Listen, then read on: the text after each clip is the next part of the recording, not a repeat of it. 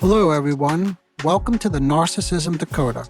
I'm your host, Dr. Anthony Mazzella. Today's episode offers something a little bit different. I'll be discussing a recent paper I presented at a conference on adolescent depression. The title of my paper was Navigating the Depths of Depression Among Teens. This episode provides an edited down version of that presentation. I did my best to edit out the technical psychoanalytic concepts, but inevitably I needed to include some of them. I hope, however, despite using a little bit of psychoanalytic jargon, that I do a good enough job explaining what these concepts mean, so it does not leave a non-psychoanalytically trained listener, perhaps like yourself, feeling confused. While I'm going to include the most important insights and key findings, I must admit the dynamic element provided by the audience's comments and questions will unfortunately be omitted as well. Perhaps I will discuss those questions and my responses in the next episode. If you find this topic interesting, mark your calendars. I say that joking, but I have another presentation upcoming, and that one is going to be specifically on narcissism. And I'm extending my warmest invitation to all of you. If you're interested in learning more about the upcoming presentation and having the opportunity to join me for a live discussion, don't hesitate to reach out and email me. I'll send you the details about that, such as the date and the time, etc. Okay, on to this sort of edited, modified version of my presentation.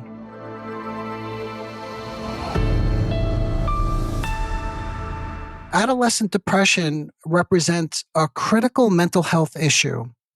The prevalence of depression has been steadily increasing over the past decade. Studies have indicated that the rise is particularly notable among certain groups, particularly adolescents and young adults. Depression ranks among the primary mental health issues confronting adolescents, affecting an estimated 10 to 15% of teenagers during their adolescent years. And I recently learned that high school girls considering suicide soared to 50%. This concerning trend underscores the urgent need for a comprehensive understanding of adolescent depression and, in my opinion, effective treatment interventions that are designed to address the cluster of symptoms that characterize this syndrome, the syndrome being depression. In this presentation, I aim to review a selection of theoretical literature on depression. I'll endeavor to integrate various theoretical frameworks illustrating through clinical examples how theory can be effectively applied to facilitate change while also maintaining a deep understanding of the patient's subjective experience. In other words, this is not just an intellectual endeavor. In healthy development, children gradually become aware of their parents' relationship, understanding that there's a connection between them. This realization can bring about the painful acknowledgement of feeling, and I quote, excluded from the parental bond. Recognizing this relationship, experiencing discomfort, mourning the loss of exclusive attention, are all fundamental to the development of mature psychological functioning. The child can accept this reality if they have already established firmly the good internal object. That's a quote, the good internal object, which is only possible if there's been more love than hate or more harmony as compared to family conflict and chaos, or if there's been quote unquote good enough maternal care. They can then tolerate being Again, the word excluded, which I'll come back to over the course of this presentation. It's an important piece of depression, but they could tolerate being excluded and separated from initially the primary caregiver and perhaps later the parental couple or its subsequent symbolic representations, which again, I'll say more about in a moment. In later life, these symbolic representations of exclusion, separateness, aloneness will not be experienced as catastrophic. Again, this is in healthy development. Also, the term depression has been used to describe reactions to experiences of deprivation in infancy, as a vulnerability to feelings of loss and disappointment, intense need for contact and support, and feelings of abandonment and helplessness. In other words, these are all the factors that go into defining depression. Depression has also been defined in terms of superego development. The complex phenomena of guilt and self-directed aggression. An individual who is sad or who is mourning, which by the way is healthy, may feel diminished, but he does not feel I am bad and deserving of punishment. In depression, what is lost is a sense of one's own worth, which attests to the fact that the self-representation may be a significant part of the focus of treatment interventions. Again, I'll say more about this momentarily. Some analysts have emphasized that ambivalence was much greater in depression and that the depressed patient was unable to retain a relationship with the primary object. And by the way, this is consistent with what I mentioned a moment ago. Again, I quote, they have not established firmly that good internal object. It is also thought that there are two types of depression in adolescence. The first type is mainly pre-Oedipal and based on a symbiotic tie with the omnipotent, need-satisfying other and involves feelings of shame, humiliation, inferiority, inadequacy, narcissistic object relations, which just basically means relationships with need gratifying heart objects. In other words, what can they do for me? And dependency. The second type of depression is considered more Oedipal in nature, with a great deal of guilt, self reproach, and the punitive superego that I mentioned a moment ago. Here's a quote that a depressed adolescent patient sent me. I think it accurately captures the teenage experience. But what do you think? Tell me if you can imagine that this leads or causes depression. And I quote, certain that others are observing and thinking about them, teenagers develop an inflated opinion of their own importance, a feeling that they are special and unique. Many adolescents view themselves as reaching great heights of omnipotence and also sinking to unusual depths of despair, experiences that others cannot possibly understand. Transitioning from this quote, it becomes evident that these behaviors and perceptions align closely with, in psychoanalytic theory, which referred to as manic defenses. These defenses serve to alleviate the profound sense of loss and insecurity that adolescents experience during this developmental stage. And by the way, just as a side note, when I say manic, I'm not using the word manic in a clinically diagnostic way. What I'm referring to are a series of defenses that come together to protect the adolescent from ever experiencing these vulnerable emotions. Factors such as separation from parents, social isolation, the challenges of forming peer groups, and the fluidity of self identity all contribute to this tumultuous period. Furthermore, the omnipotent thoughts and feelings often find reinforcement within the adolescent culture itself, which can glorify risky behaviors like substance abuse, partying, and aggression. This cultural context further validates and perpetuates the adolescent's inflated self image and reinforces their belief in one, their uniqueness, or two, when they don't reach or they slip from this high of omnipotence, their deflated, worthless, and depressed state is reinforced. And again, I'll say more about this in a moment when I go into the clinical example. I hope I'm beginning to demonstrate that depression is a complex phenomena, and it seems to me that effective treatment must take into consideration all of these factors, all of these dynamics, along with the nature of internalized objects, which basically means what I said a moment ago. That's the established firmly, the good internal object, which is so important, but only possible. Again, I'm just reviewing, but when there's that family harmony that I mentioned before, or when there's more love than hate. So we need to take all of this into consideration, plus the defenses, which is basically the coping mechanisms that they use to protect themselves from feeling vulnerable, and oneself and other representations. All of these factors coexist, contributing to the intricate landscape of adolescent depression. Recognizing the coexistence of all of these factors, plus some other factors that I'll mention momentarily, is crucial as it underscores the importance of employing multiple conceptual frameworks to better understand and specific intervention techniques to address this very complicated mental health issue. Let's shift our focus now to a practical case, allowing us to delve into the lived experience of an adolescent struggling with depression. But very quick, a disclaimer alert. When presenting clinical material, in order to protect the anonymity of my practice and patients, I weave together a composite case, an amalgamation of diverse cases. However, this narrative represents an authentic story along with my actual interventions.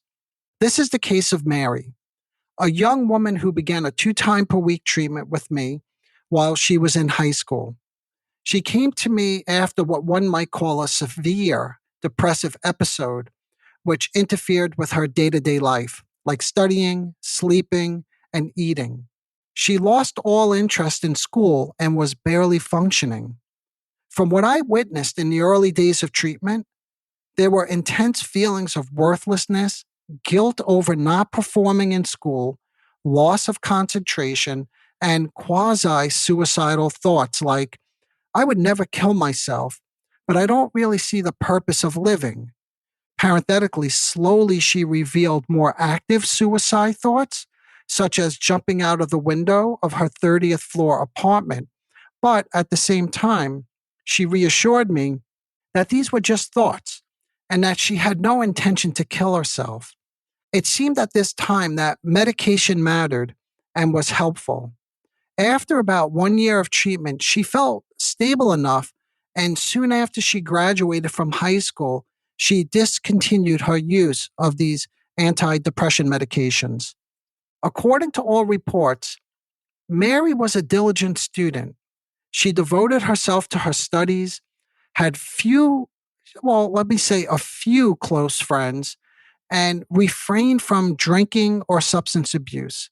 At first glance, there were no apparent triggers for her depression, which, by the way, is not uncommon. We gradually uncovered that preceding her descent into deep depressive episodes often lay a rupture of some kind.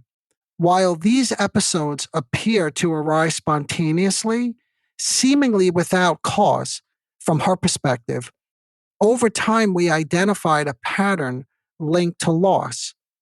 The insights I'm about to share stem from her initial year of college. It's important to note that the dynamics I'm about to outline are not exclusive to late adolescence. They are commonly observed among many younger adolescents as well as young adults. Like many adolescents, Mary was navigating the complexities of social life and identity. Her journey into the world of sororities unravels as a powerful illustration encapsulating the whirlwind of emotions ranging from initial euphoria and eager anticipation. And in psychoanalytic terms, this may be referred to as the image of the grandiose self merged with the omnipotent, all giving other, the narcissistic blissful union of self and other, in this case, the other being the sorority. But that oscillated, or let me say, shifted quite quickly to a profound abyss of devastation, plunging her into the depths of crippling self doubt and depression when confronted with the unexpected. And by the way, this is much like what I described in the earlier quote that I detailed, right? The high and then the crushing, devastating low. When Mary was rushing a sorority, basically that just means she was trying to join a sorority. She did not get an invitation, a bid, to her sororities of choice. What I'm about to describe is the lead up to her discovery of this heartbreaking and devastating realization of profound rejection. She reports that she was getting ready. She was texting her parents. She was so excited. She was so sure. I was going to get invited to pledge the sorority, she reported. This is the sorority that I want. This is amazing. I feel great. I have on my high heels, my skin tight jeans. This is great. Then she opened the bid card only to find herself overlooked by both of her choice sororities. This is stressful. This is the next 4 years of my life, she reported. This is my social life. It sucks. It hurts. My other friends are all getting into their sororities. I knew my life was over. She was crying.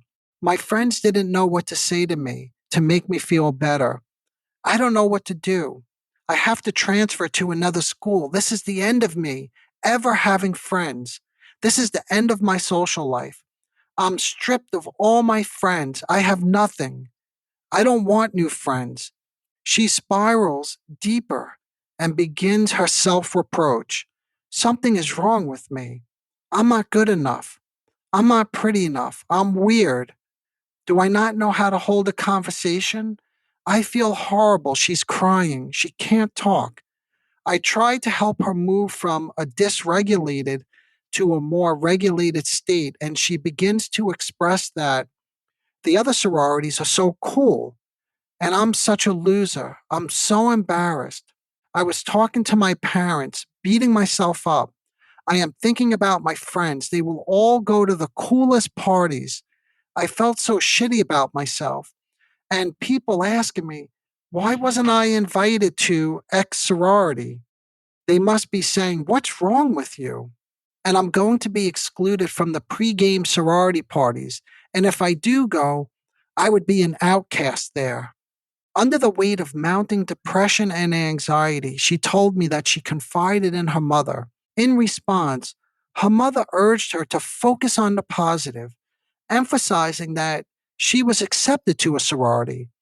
Her mother questioned why she always seemed to dwell on the negative. Reassuringly, Mary reported, she was told by her mother that everything would be all right. Okay, so let's try to conceptualize what's happening with Mary.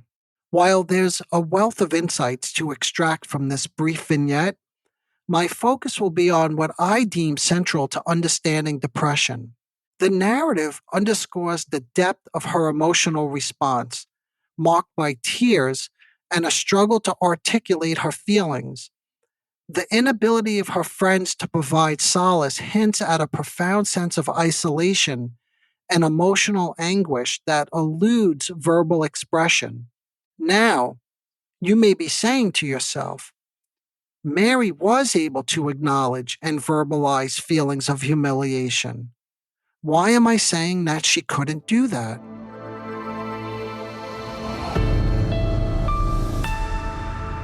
It's important to note that while Mary was talking, that she was unable to employ these words in a manner that grants her a sense of detachment from her emotional experience. In other words, these expressions are lacking the transformative power that the symbolic function of thinking often carries. I'll delve deeper into this aspect shortly, but for now, it's crucial to recognize that Mary, initially at least, lacks the capacity to symbolically represent her inner emotional state. In psychoanalytic terms, we can see this example of what I alluded to a moment ago, the pre Oedipal type of depression. We see a narcissistic merger fantasy of the grandiose self with the ideal other being the sorority. However, it's important to note that there's another way to look at this. The heightened anticipation and excitement that she experienced can also be described as a manifestation of splitting. The initial anticipation and positive emotions are evident as she prepares for sorority bid day.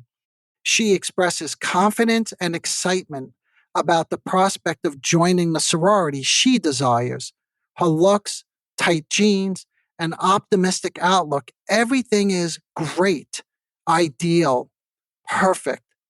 So, just as sort of a pro level tip, when you hear something like this, you should already be suspect. In other words, this is a problem or a potential problem. A potential problem is looming.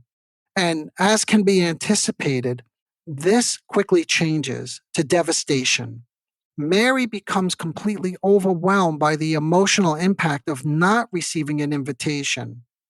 And I'll just say parenthetically, for those of you who may like an alternative conceptualization of the same material, we can also say there's an intense affective arousal than a lack of emotional attunement. This is something I spoke about in an earlier episode. In other words, there's a mismatch. No smiling mother, no smiling caregiver, followed by an extreme narcissistic injury as defined as a shame state. Shame states play a significant role in depression. Okay, let me go back to splitting and how everything quickly turned to all bad. So you could see everything was all good, great, perfect, and now it's all bad. And in there lies the nature of a split. The realization that she's been overlooked by both of her sororities of choice left her feeling rejected and worthless. Importantly, this was not an isolated incident. At this stage in her psychotherapy treatment with me, we had already addressed similar experiences characterized by the same intrapsychic dynamic reaction. This seamlessly transitions to another noteworthy element in the conceptualization of depression: self reproach and the emergence of a negative self representation.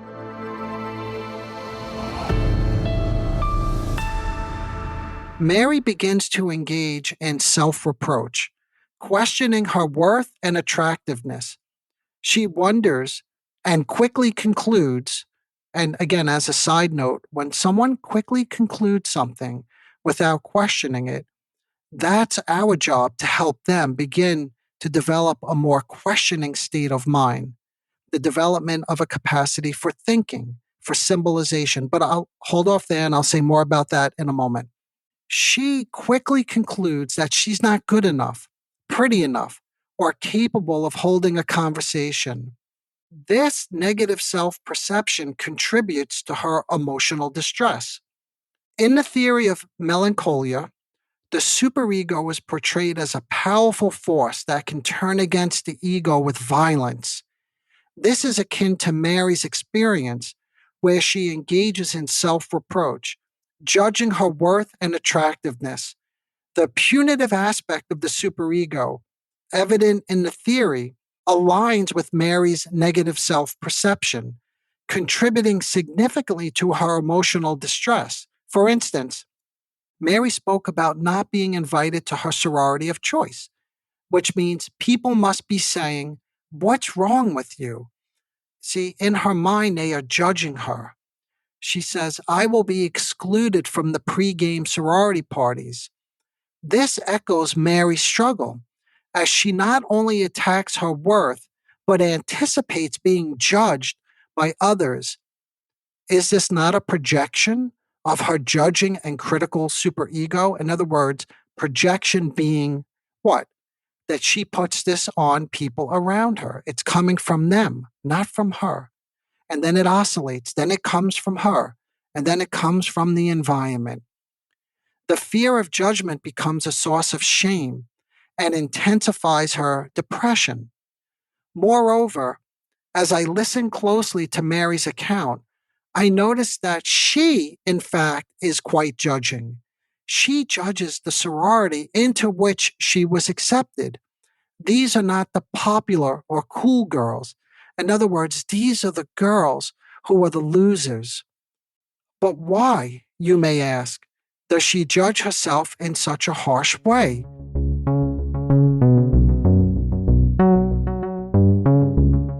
This is a complicated question, but in part, if the environment has failed her, in this case, the bid from the popular idealized sororities, this unconsciously triggers prior and much earlier failures. Let me just quickly remind you of something I mentioned earlier. If there is this good internal object, they can tolerate being excluded. And we see here that Mary could not tolerate being excluded. She cannot tolerate the separation.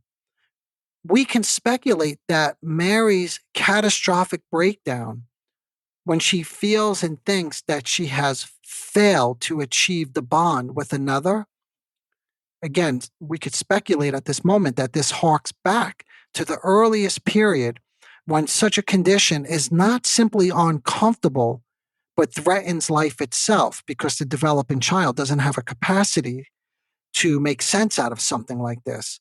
In other words, there's a good possibility that there is some unsettled trauma dating back to Mary's childhood. Now, in my original presentation of this material, I spent a good deal of time detailing the earlier childhood trauma. However, in the service of moving this episode forward, I want to jump to treatment interventions. Mary found herself overwhelmed, a torrent of emotions flooding her. When confronted with such heightened states, my initial priority is to guide individuals from a dysregulated condition to a regulated one. In Mary's case, my approach involved deliberately slowing down the pace. While some may find this repetitive, my intention was to foster a space for a questioning conversation. This method aligns with the influence of prominent psychoanalysts such as Bion and my late supervisor and good friend Richie Lasky, emphasizing the importance of an inquiring presence over definitive interpretations. In other words, I'm not telling anybody how they feel, how they should behave, or why they felt a certain way. Try to help them get to the point where they can recognize why they felt and had such a reaction. The essence is to encourage individuals like Mary to participate in a thoughtful dialogue. My technical approach places emphasis on, I quote, verbal thinking, and it recognizes that Mary, amid her tumultuous emotions, is engaging in thoughts. It's crucial to understand that she's in a state of hyperarousal, a shame state, and at the moment her ego is flooded and needs some assistance. Perhaps one can call this an ego supportive approach. To facilitate this exploration, the focus is on helping Mary activate her own reflective capacities so she can think about the unfolding events. Initially, the interventions are designed to accept the legitimacy of her disappointment, inquire about her sense of specialness, attractiveness, and popularity, and what it feels like to be at center stage when she imagined herself to be in the most popular sorority or at the best parties. What do you imagine? Who will see that? How will they respond? How will you feel? These are all acts of, again, in my field, what we call containment and appreciating the subjectively useful component of Mary's experience. The aim, this is the ultimate goal, is to transform undigested facts. In other words, these are raw emotions, right, into cohesive verbal thoughts. And with that, we unravel the intricate layers of her internal world.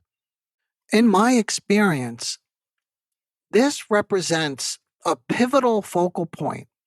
As you may remember from my earlier statement, and here I'll quote myself, recognizing this relationship, experiencing discomfort, mourning the loss of exclusive attention are all fundamental to the development of mature psychological functioning. If our aim is to promote mature psychological functioning, we aid Mary in addressing negative emotions, including feelings of being excluded, invalidated, as well as sensations of separation and loss. I want to put emphasis on this because these are not the negative emotions that I presented earlier. I am worthless, not pretty enough, I can't hold a conversation. No, what I'm describing now are more genuine emotions. That's what we're working on. They're more painful and up to this point went unnoticed and therefore unprocessed. One may even say that they were masked, covered up by those other emotions that were simply designed to inflict pain.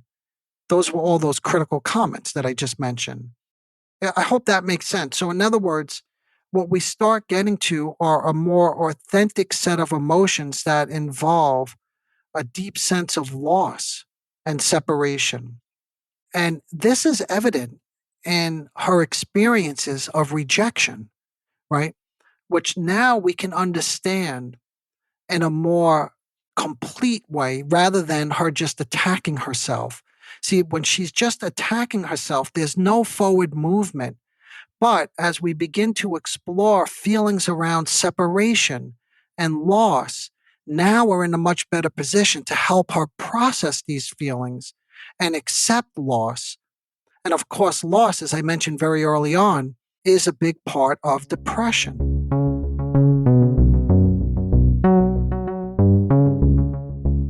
Okay, I think we have to begin wrapping it up at this point. But I want to say, in the original presentation, I went on to talk about aggression and the punitive superego, also known as the inner critical voice, and how that impacts depression. I finished the presentation by addressing dating and the strategies that are utilized by those experiencing narcissistic depression as a means of self-protection. If you're interested in hearing more about the link between aggression and depression, or the dating experience of someone who's overcoming depression, please be sure to let me know. Also, I would be curious to know what you thought about the use of psychoanalytic concepts. I don't typically do this on the podcast, and I'm wondering, was that helpful or distracting? As always, feel free to shoot me an email. All right, until next time, bye for now. Disclaimer alert. The Narcissism Decoder podcast is provided for general information purposes only. The content presented in this podcast is not intended to diagnose, treat, or cure any psychological condition related to narcissism. The content on this podcast should not be considered a substitute for professional medical advice, diagnosis, or treatment. For specific advice pertaining to narcissism or any other psychological condition, you could reach me directly. I am an experienced mental health practitioner who is always taking on new patients. If you would just like a consultation, I can do that too.